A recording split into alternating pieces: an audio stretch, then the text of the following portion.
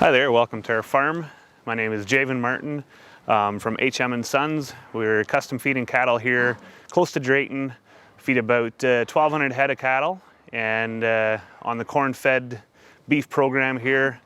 Finishing cattle at this feedlot, they're coming in around 1,000 pounds and finishing them anywhere between 1,600 and 1,700 pounds right now. We've been farming here for about 15 years. My father bought this farm about 15 years ago. We had a background in dairy farming and got into the feedlot business. I joined Dad about 8 years ago on the farm and have been now managing the feedlot for the last couple of years. So in regards to receiving cattle here at the feedlot, right now we're feeding cattle that are coming in as 1,000 pounders, yearlings. So as a custom feeder, we don't get to source the cattle that are coming in here. We're more at the mercy of what shows up. So I think it's very important to have good communication with whoever's bringing the cattle, and to ask questions, know where they're coming from, to know what feed they've been on, what implant programs they've had, and what kind of a truck ride they're going to have coming in here, so that you know how to start them off, what kind of ration to give them on arrival. So if we're receiving higher risk cattle, like 5 weights that are coming in from the west on a long truck ride, I tend to put them in this pen here, pen 3. It's a pen that's more sheltered. It's a pen that we can monitor the temperatures a little bit better, and still has good access to the feed and water, and it's kind of my high risk pen. We're standing in front of the pen here that we did the study on this summer. On the cattle that are in the pen here are not the same cattle. They've already been shipped. These cattle here are on a finisher ration. It's a high corn ration, but as you can see, there's still a decent amount of fiber in it, which I think is very important to keep the cattle going.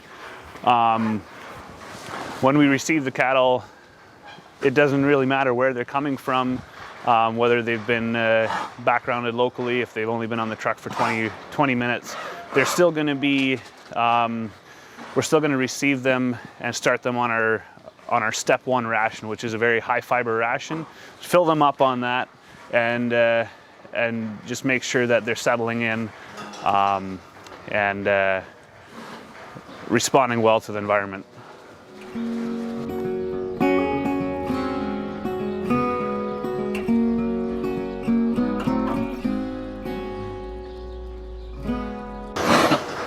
So it depends where the cattle come from as to how many steps we're going to have in our ration. For example, if they're Western calves, we'll probably have a 10-step ration. They'll start on step 1, there'll be 10 steps until the finisher ration. On these cattle here, as yearlings, we will still have a 5-step ration. The first step is high fiber, just getting them going. And then from there, we monitor the cattle. We'll watch the cattle, how they respond to that ration, their manure, how their manure looks, and then we'll step them up accordingly. Often it'll be about a 5 to 7 days on each step, not less than 3 days. And we step them up, you know, once they get up to the step 4, the step just before the finisher ration, we might even park them on that for a couple of weeks. Just to make sure that that they're ready for the finisher ration. So we've had groups of heavier cattle that have come in here as well, and we get them up on feed and on full feed, and they're still not responding to the feed properly. We'll have some foot problems show up, some pink eye problems show up, and what we found is using a good chelated mineral and pulsing that through the pen, and get those mineral levels up to the level they need to be in the blood, we'll get a lot better response out of the good feed that we put in front of them then. My dad is responsible for the feeding here at the feedlot. We feed twice a day. Coming from a dairy background, he's used to being on time, which is very important. You gotta feed these cattle the same time every day. Well, the first thing he does when he gets here is he walks along the bunks. He'll look what's left in the bunk and then adjust the ration accordingly. Something that I find really important is being in the pen with the cattle, rather than in a catwalk or in the tractor, just looking out the window while you're feeding them. If you're in the pen with the cattle, you actually will know the air that they're breathing, and you can make adjustments to your ventilation, and also you're going to see the manure. You're going to know what's going on there in the pen if you're in the pen there with the cattle. I think that's important.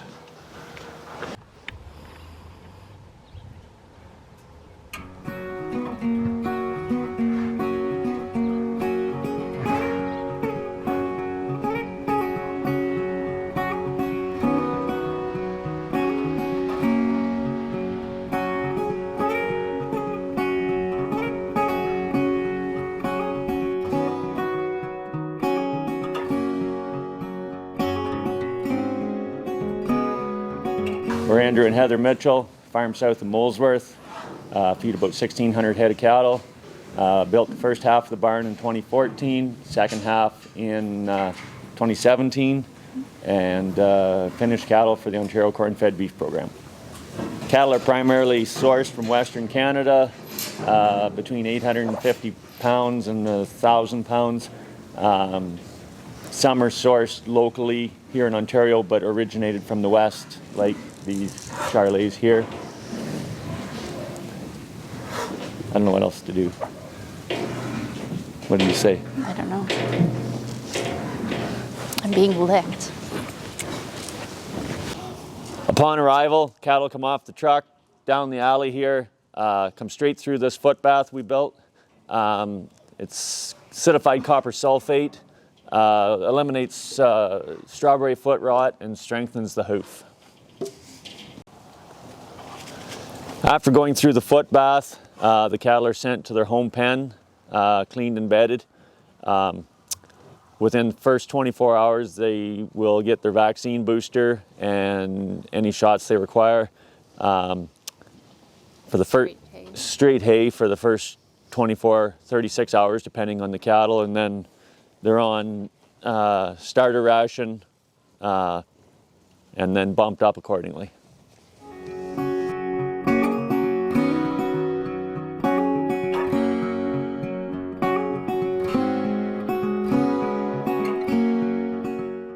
This is a set of Manitoba grass steers. They're in about a week. They're on starter number 1. High fiber, low energy. As you can see, they've ate a lot of the hay here, looking for it this morning. Once they start eating the other better, they'll get bumped up. Once the cattle get going on their starter 1, I have 11 different rations. They're bumped up accordingly throughout the feeding period. These steers here, they're actually on grower number 2. More energy, still the long stem fiber, but quite a bit more grain in the ration.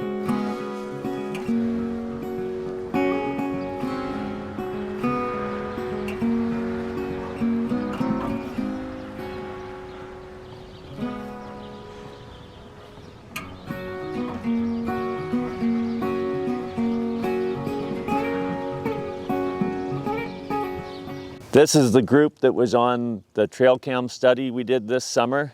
They were a group of cattle out of southwestern Saskatchewan. Hit by drought. They were green. They may have been out in a field, but there was definitely no grass. When they came in, we realized that we had a difficult set of cattle to start.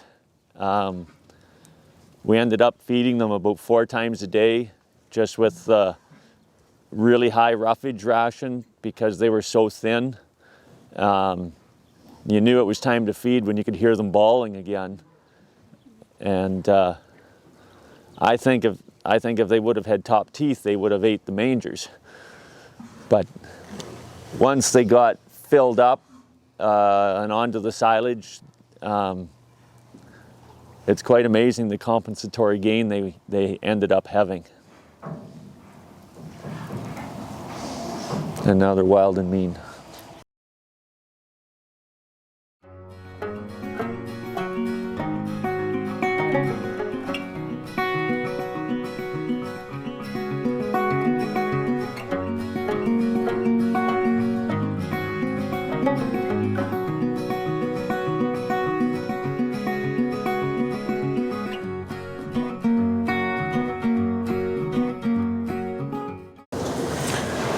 I'm Chris Pallister. We have a beef feedlot just outside of Dundalk, Ontario. We are part of the Ontario Corn-Fed Beef Program. We have a family operation here. There's numerous family members along with full-time employees that look after approximately 8,000 cattle, one-time feeding capacity. I started my farming career, I guess, well, as most farm kids do at an early age. I graduated from University of Guelph in 1997 and came home and started farming full-time at that point. We typically buy Western, some Eastern or local calves as well. A lot come in at that 600 to 700 pounds, and then we finish them right through to harvest. So these are our receiving pens here. We built this facility 3 years ago with a primary focus on receiving cattle, both from local sources and from Western Canada. The design here was primarily to get them filled up on long stem hay as quickly and efficiently as possible. To me, that's the key when cattle first come in, if they've been off feed at all, is to get that long stem hay into them as soon as possible. With a trip like that, if it's from Western Canada, you want to make it as easy and stress-free as possible for them to get some of that hay and fresh water into their stomachs. You can see we've got the feed bunk along the front of the pens as well. The idea of this is that we can start introducing the TMR ration while they still have access to the long stem hay.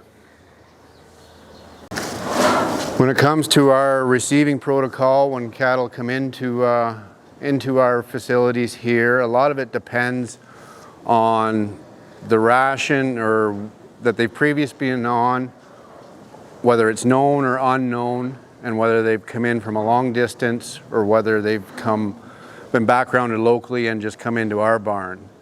So this group, for instance, was backgrounded locally at somebody's place here in Ontario. So typically they would come into our facility, into our receiving barn. They'd have free choice hay, and along with being introduced to the TMR bunk or TMR ration at the same time. So these cattle here are partially through the step-up period, so there's a lot higher roughage content still in this ration. So they've been in here approximately 2 weeks now. So from the time they come into our barn, there'll be that first 24 hours on hay along with the TMR ration. These cattle, when they weren't off feed very long, will likely be on the TMR within that straight TMR within 48 hours. After that, there'll be 5 to 6 step-up rations before they're on our highest energy ration. This is a higher roughage ration. This is about the second step in a 5-step process to get them up to our highest energy ration.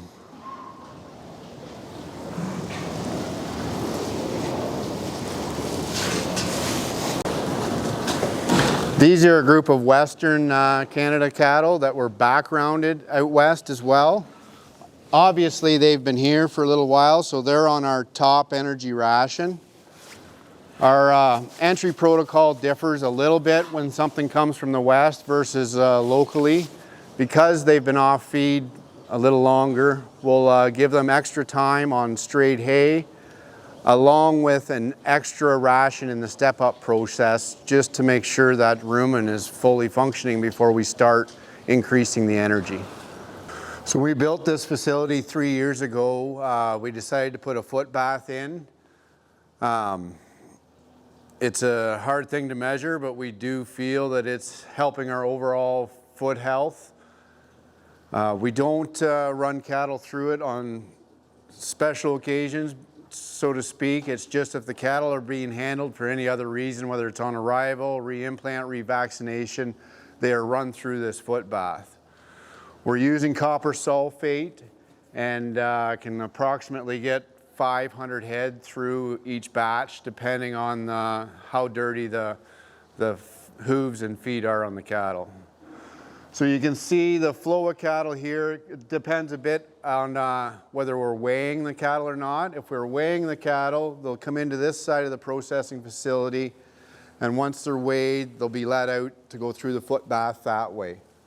The other option is if they don't have to be weighed and they're just coming in to be processed, we can bring them straight down this alley through the foot bath and then into the handling area here.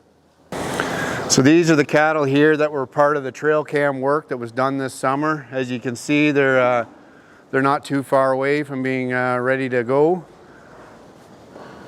In my mind, it's critical on that receiving startup stage for the performance of these cattle.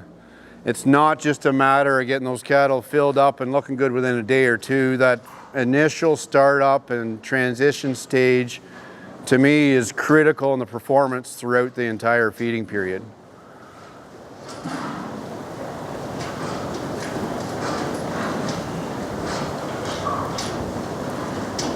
As far as bunk management goes, it's to me, it's a learning experience. I'm learning more all the time. I wouldn't say I've got the silver bullet. There's a lot I've yet to learn, and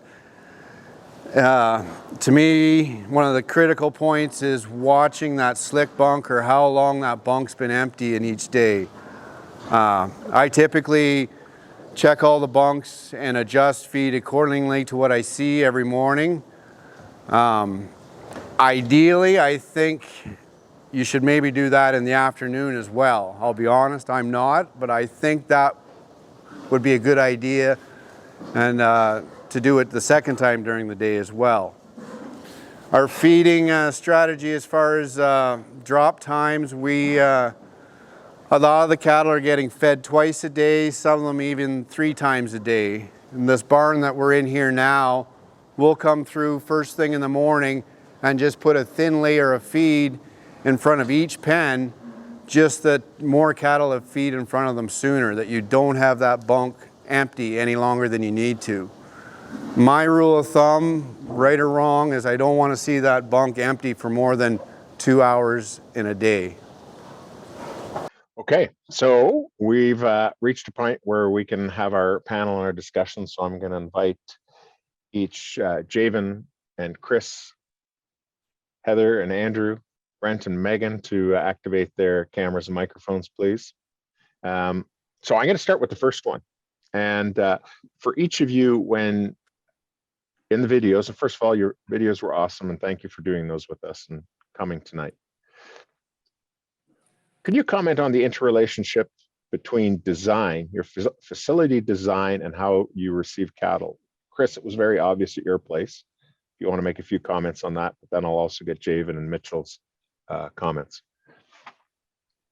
I mean, yeah, we're fortunate to have that facility, and it's working very well for us. We've fed cattle a lot of years in older facilities as well, so it's basically making use of what you've got. And I mean, a lot of these older facilities were set up very well for getting that long stem hay into the cattle first thing, and it's yeah, I think that's key, is to have lots of bunk space and lots of access that those cattle can get filled up as easy as possible. You don't want them to have to work at getting filled up on that hay when they first come in. Javen.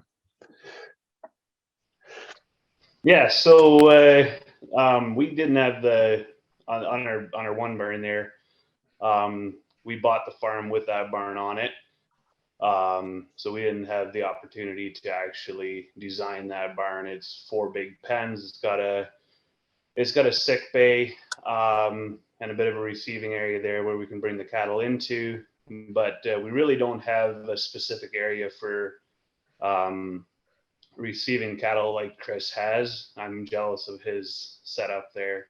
Maybe someday I can build something like that. But the barn that we did build, though, is it's a very simple barn, very simple design, built for cattle and not for people. And but the bunk is very accessible along the length of the pen, and water's in the middle of the pen. And those are 2 things that we took into consideration when we built that barn, so that everything's really easy for the cattle to get to when you put them into the pen there. Can you hear me? I can hear you now. Fantastic. I'm not used to you speaking in such a subtle voice, so. If you want to comment on the pen design or not, or we can move on. Andrew and Heather, as you wish. As far as starting the cattle, on the high roughage, like it was hard to start them on as much roughage because the manger just wouldn't hold as much, but my barn design didn't allow me to put a bale feeder in because I'm not moving cattle to get a bale of feed in. So I just had to feed them more during the day. They were corn stoves, but corn stoves were cool. So the best way to start a stove is with some kindling, which is not high moisture corn. You start it with some roughage. So there. I had to add more, a little more all the time. Okay. So, and also Megan and Brent, if you want to jump in, right? Because you were instrumental. So it's Brent's fault that all 3 of you got picked to be part of this in the summer, right? And then Megan sent the students to each of your farms to implement the study. So hopefully they can jump in and offer comments as needed. So Brent was talking about risk assessments in the very first presentation when we were talking about what the feed industry was doing. Okay, so can you speak to whatever risk assessment you're doing with these receiving cattle as you come? What are the quick points, top 3 points you would look at that would make you decide these cattle are going to be ramped up this way? Or, Javen, you spoke in your video about some of those calves going to that particular pen that's more sheltered. What are the things that go through your mind, top 3, to help you allocate animals to how they're going to go through your receiving and startup program? Start in the middle, Javen, because I named you.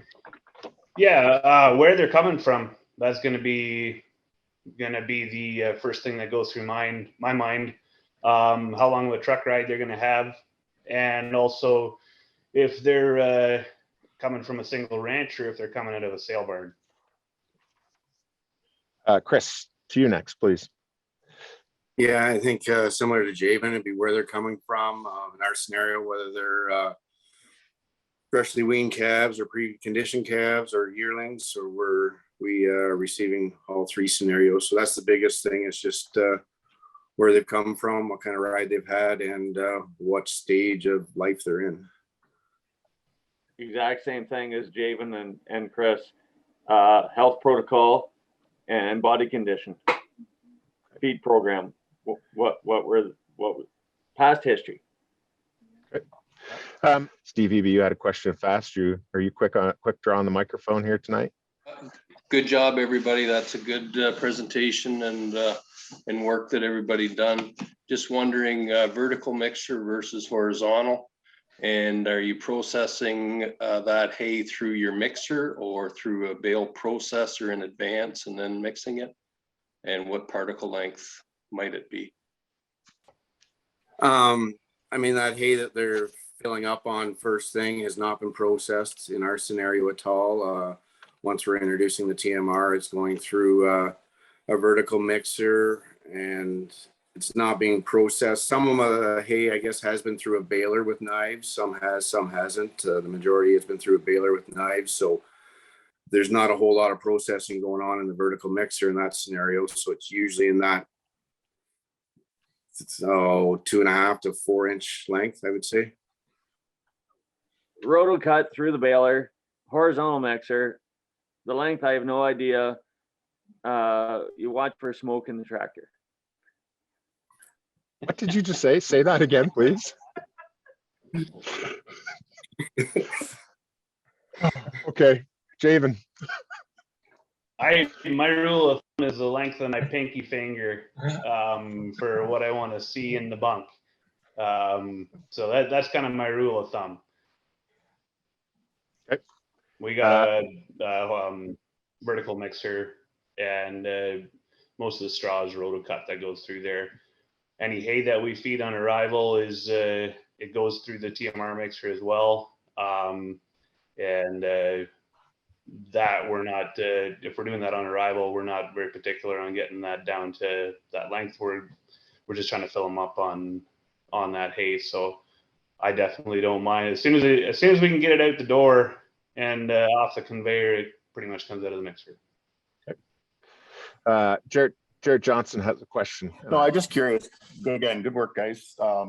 Curious to know when it comes to stepping those cattle up from ration to ration, are you guys strictly looking at time of the bunk being empty, or do you have a certain intake on those yearlings before you're willing to step them up to the next ration? Do you want me to go? Yes, please. Okay. If you just wander out to the manger and you'll notice the cattle augering into the feed, looking for something a little denser, a little more high energy, then they're ready for the next ration. Like if they're bypassing the roughage. I monitor the dry matter intakes. I don't necessarily make that my rule of thumb though for stepping them up.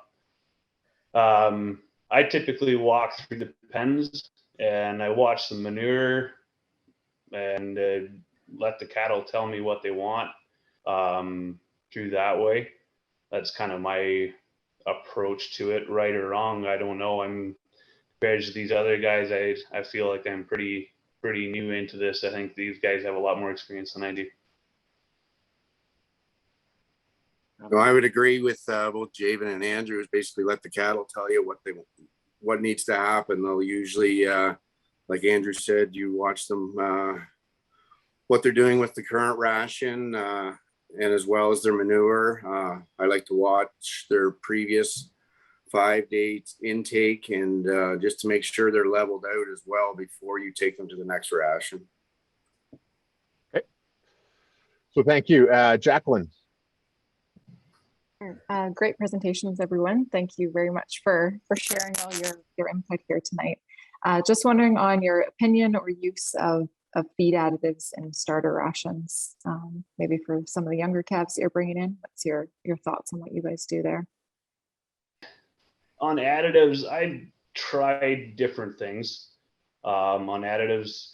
Right now with what we're doing here, feeding these yearlings and having them coming in 1,000 pounds, I'm not using any additives right now.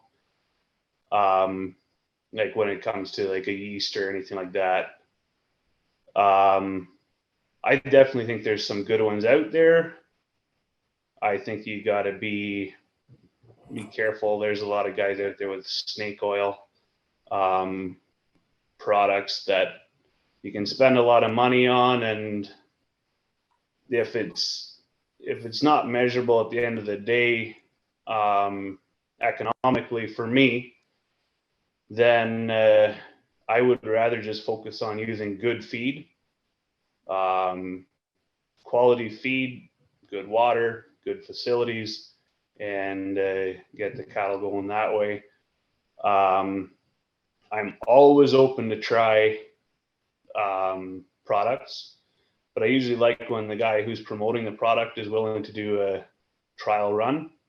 And if they're willing to do a trial run and they believe in their product and they can bring it in free for the first round, then I'll measure it and then we'll go from there. I'm similar to Javen. I've used some products in the past. I'm currently not using anything here right now. Kind of on the same train of thought as good feed, fresh water, back to the basics. I mean, I'm definitely open to it, but currently I am not feeding any additives. Okay. Heather, Andrew. No additives. Period. Okay. I see Ralph Air. Yep, thanks, Christoph. Great presentation, everyone. My question for the four panelists here, and Chris might have the most experience at it based on what I've learned tonight. But when you folks are bringing in 6, 7 weight Western calves and you have zero history on them, what is your time frame for step 1, step 2 of your feeding programs? Go ahead, Andrew. If you have zero history on them, don't bring them in. Well, that's easy if you're the buyer, but if you're custom feeding, it's a different story. So yeah, my rule of thumb is if you get something like that in, you just leave them on that dry hay, straight dry hay for a little bit longer. And I mean, any of those higher risk calves, I leave on that my entry ration for a minimum of 30 days. They don't get moved at all off that initial ration for a minimum of 30 days. Yeah, with my experience in the past, I'm in that situation where as a custom feeder, there's been groups of calves that I've got delivered that I really don't get a lot of information on. And I'm with Chris there. I've done up to 2 weeks on straight hay, just making sure those cattle are filled up, and then just slowly adding the energy in there. And another thing I've done with those cattle is I take a 45-gallon drum, I cut it in half, and I'll put 4 or 5 of them in the pen with the cattle, and then I put a good mineral like Onyx or Emerald. Those would both be premium minerals, chelated minerals, and just put them right in the pen with the cattle. That way, that way I know that the mineral levels in the blood are boosted up to the right level, so that when we start stressing them a little bit, hopefully we don't have a train wreck then. Yeah. Okay. Thanks, everyone. Well, what was interesting after we met last week, a few of you made the comment that you felt you were on pretty similar pages, even though you hadn't met on the project earlier. So here's your chance. I'm going to let any of you ask questions of anyone else in the panel. Like I said the other day, I'm completely thrilled that we're all on the same page, knowing that long stem roughage is the way to start these things. Like slow and go. Yeah. Like I learned how to cook a steak from a big fat guy. Low and slow, like just go easy. And it's no different starting these cattle. Like, yeah, you got to push them, but not day one. Okay, I'm just curious, if you had a wish list, and I'm speaking to all three of you, if you had a wish list of some technology or something that you could bring into your operation as an improving tool or whatever it is, what would that be that would improve your operation if you had a wish list and just could make it happen? That list is always endless for me. I'd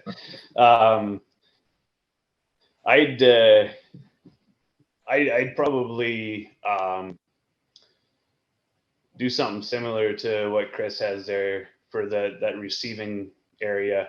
Having a place where you can drop those calves into a special pen with a, I really like that idea, having that free choice hay down the middle. But I'm with the Mitchells there. I'm not going to open up the gates and put bale feeders into the pens and do that. You know, that level of work. I have done that though. I have put a bale feeder in the middle of the pen if I'm really worried. Let's go with OV on tap.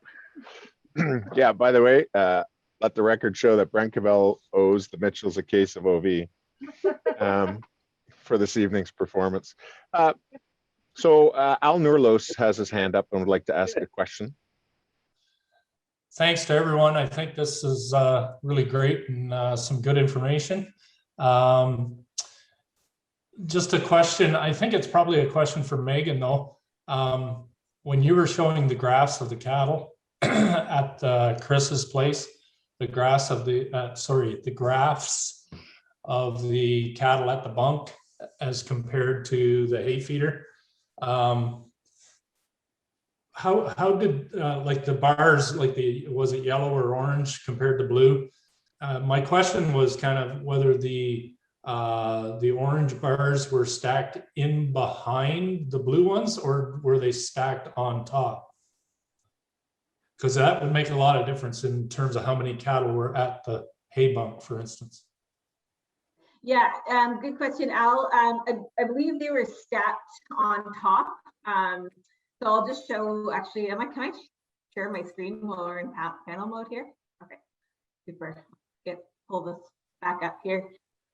So yeah, the orange bars are stacked on top of the blue bar. So that's I guess the total or the height of the bar would represent the total number of cattle at the bunk over the hay feeders and the TMR bunk. Okay, if I might follow up then, after the TMR went to the bunk, it looks like there's very few cattle eating hay still. Yeah, so you still see some cattle, and I don't know if that was super surprising. You know, there was, you can see the blue bars here prior to that TMR being delivered, and you can see some cattle kind of exploring that TMR bunk even though there wasn't any feed in it. And then yeah, you kind of see this influx of cattle going to the TMR. So the red bars represent the feeding times, and you see this influx of cattle going to the TMR bunk, but you still see kind of this feeding by those orange bars at the hay feeders throughout the day too. Again, and I'll just point Al and everyone towards, if you look at the far side of the day 3 graph, so the next graph, you'll still see, 2 days later, there's still a surprising number of cattle wanting to access that hay, right? Yeah, no, that's true. So it's interesting. The effect does last a few days in the data. Sorry to interrupt, but that part of that was maybe to the type of cattle that these were. These were cattle that were mid sevens, about 750, 775 coming in, had been trained on a bunk previous to coming into our barn. So this wasn't a true calf situation, this group of cattle either. So I think that's part of the reason you see them going to the bunk so aggressively, so quick, is because they have had experience at a bunk before this. So. I think that's a really good point, Chris. And I think it would be interesting to repeat this work for like lighter weight cattle that may not have had that exposure to the bunk before too. So. And I'll just add there an observation. If you look at the height of that orange on top of the blue bar, in particular on day 3, that's more than 10% of the bunk visits. And if a dairy nutritionist could drive 10% greater intake in a dairy cow, they'd fall all over themselves to do it. And the orange part of that bar in your graph there, Chris, right? It's a third of the bunk visits, right? So it's a big deal, even if it is a minority. Curtis, I'm going to ask for you in the interest of time. Is it always first cut hay, or are there different hays being used? So for those of you using hay? I'm typically always first cut hay on arrival. There is at times that TMR does have some second cut hay, but that hay they're getting filled up on first thing is always first cut in my situation. Definitely first cut dairy quality hay.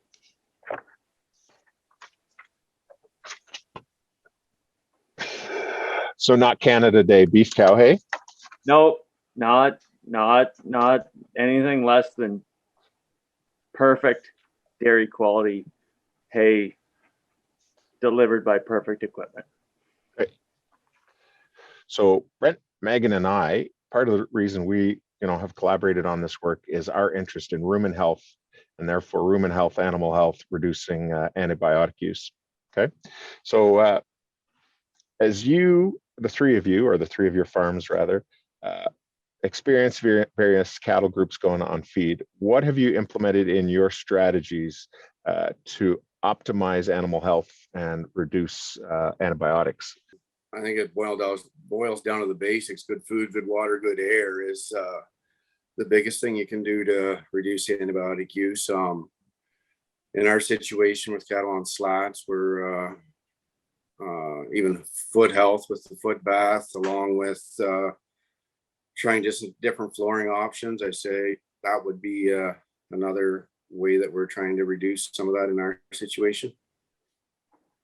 And I mean, good air is when it comes to health, in my opinion.